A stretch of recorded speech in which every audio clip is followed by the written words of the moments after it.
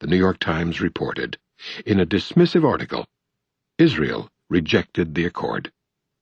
This is only a small fragment of a diplomatic record that is so consistent, so dramatically clear, and so extensively documented that it takes real diligence to misread it. But the history conflicts radically with the righteousness of our leaders, so it must be discarded as politically incorrect.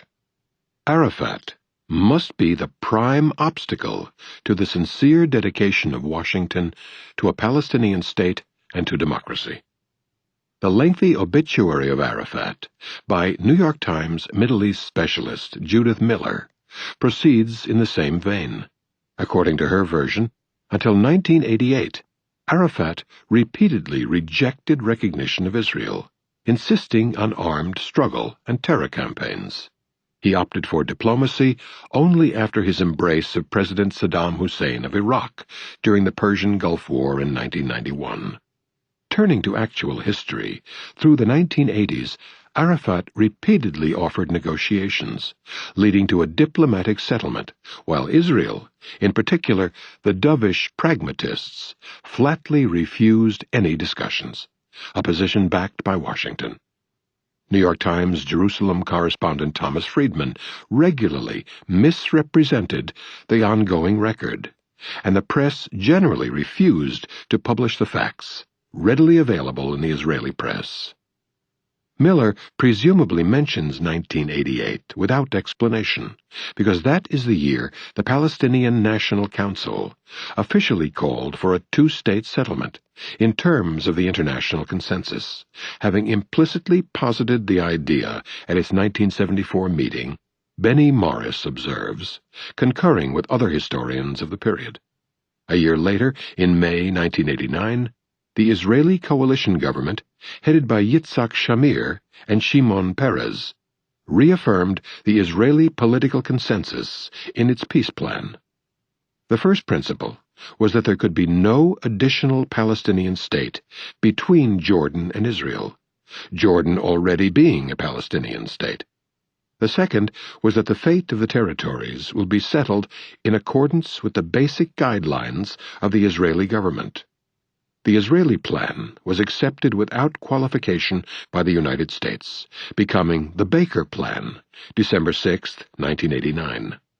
As I wrote at the time, it is much as if someone were to argue that the Jews do not merit a second homeland, because they already have New York, with a huge Jewish population, Jewish-run media, a Jewish mayor, domination of cultural and economic life.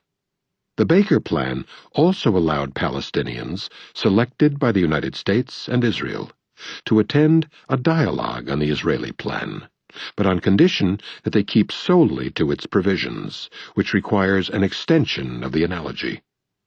The same day that Washington announced its renewed endorsement of Israel's extreme rejectionism, the UN General Assembly once again called for an international peace conference under UN supervision. Its announced goal was to lay the basis for a diplomatic settlement on the international pre-June 1967 borders, with guarantees for the security of all states in the region, with secure and internationally recognized borders, and with the new Palestinian state under the supervision of the United Nations for a limited period as part of the peace process. The vote was 153 to 3. With the United States, Israel, and Dominica opposed, and one abstention, Belize. About as usual since the 1970s. Exactly contrary to Miller's account and standard doctrine, it was only after the 1991 Gulf War that Washington was willing to consider negotiations, recognizing that it was now in a position to impose its own terms unilaterally. U.S.-Israeli rejectionism continued after the 1993 Oslo agreements, which said nothing about Palestinian national rights. Under Oslo, Arafat was assigned the role of being Israel's policeman in the occupied territories. Prime Minister Rabin could hardly have been clearer about that. As long as Arafat fulfilled this task, he was a pragmatist, approved by the United States and Israel with no concern for his corruption, violence, and harsh repression. It was only after he could no longer keep the population under control, while Israel took over more of their lands and resources, that he became an arch-villain, blocking the path to peace.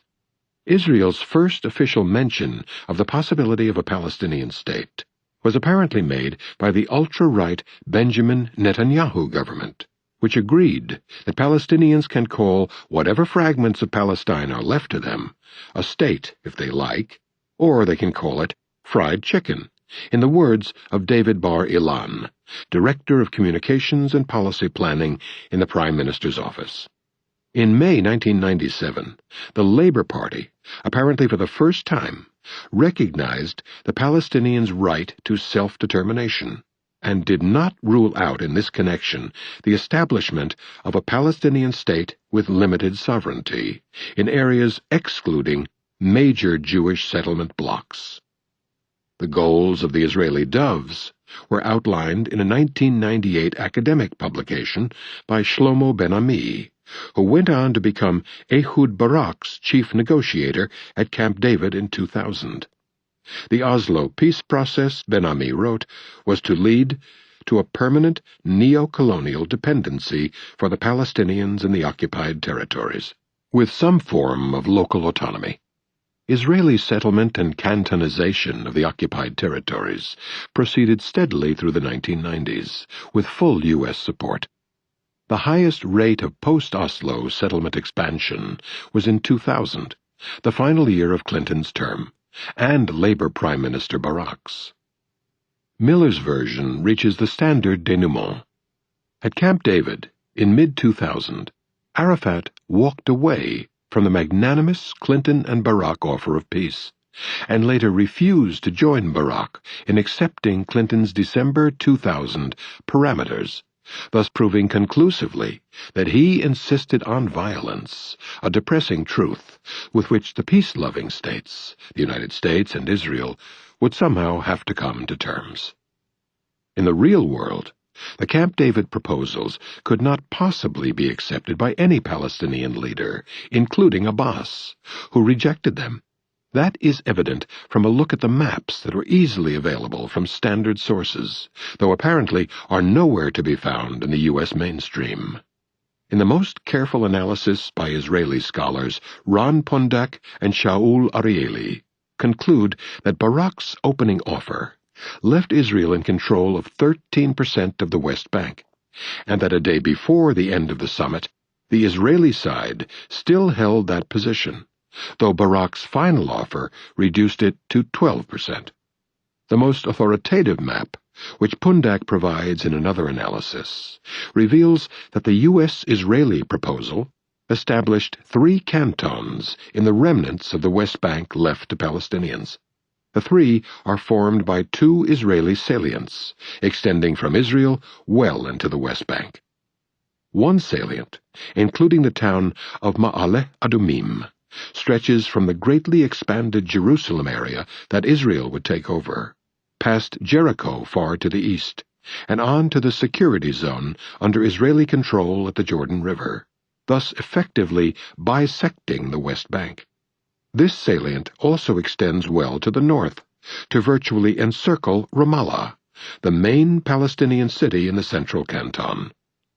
The northern salient extends more than halfway through the West Bank to unsettled areas, including the town of Ariel and Shiloh to its east. The effect is largely to separate the southern and central cantons from the northern one. Along with other significant expansion, the proposals effectively cut off the major Palestinian towns, Bethlehem, Ramallah, Nablus, from one another. And all Palestinian fragments are largely separated from the small sector of East Jerusalem that is the center of Palestinian commercial, cultural, religious, and political life and institutions. After the collapse of the Camp David negotiations, Clinton recognized that Arafat's objections had merit.